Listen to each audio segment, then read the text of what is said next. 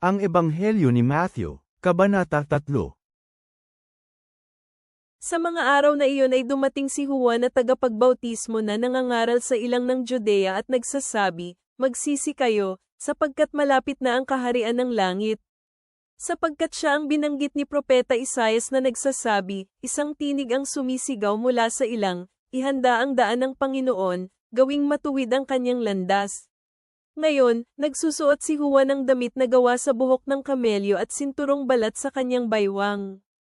Ang kanyang pagkain ay mga balang at pulot-pukyutan. Pumunta sa kanya ang mga taga-Jerusalem, taga-Judea at lahat ng karatig rehiyon ng ilog ng Jordan. Binautismuhan niya sila sa ilog ng Jordan habang sila ay nagpapahayag ng kanilang mga kasalanan. Ngunit nang makita niyang nagsisidatingan ang maraming mga Pariso at mga Seduso upang magpabautismo sa kanya, sinabi niya sa kanila, "Kayong mga anak ng mga makamandag na mga ahas, sino ang nagbabala sa inyo na makakaiwas kayo sa puot na darating? Mamhunga kayo na karapat-dapat sa pagsisisi. Huwag ninyong isiping sabihin sa inyong mga sarili na, si Abraham ang aming ama. Sapagkat sinasabi ko sa inyo na kayang bumuhay ng Diyos ng mga anak ni Abraham kahit pa mula sa mga batong ito. Nakahanda na ang palakol sa mga ugat ng mga puno. Kaya bawat punong hindi namumunga ng mabuti ay puputulan at itatapon sa apoy. Binabautismuhan ko kayo sa tubig para sa pagsisisi.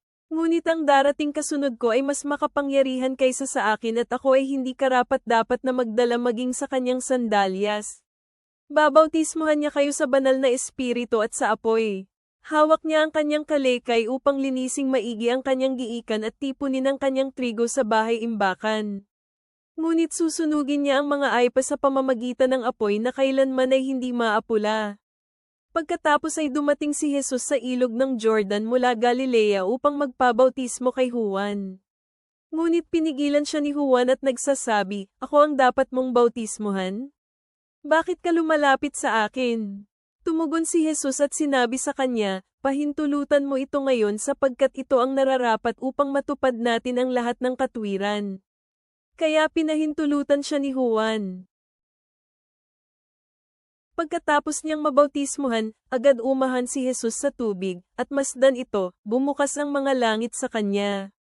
Nakita niya ang pagbaba ng Espiritu ng Diyos na parang kalapati na dumapo sa kanya. Masdan ito, may isang tinig na mula sa mga langit na nagsasabi, "Ito ang pinakamamahal kong anak. Lubos akong nalulugod sa kanya." Mapagpalang Diyos, salamat sa iyong pagtawag kay Juan Bautista upang ihanda ang daan para sa iyong anak. Turuan mo kaming magsisi at maglakad sa kababaan ng loob, handang tanggapin ang iyong kaharian.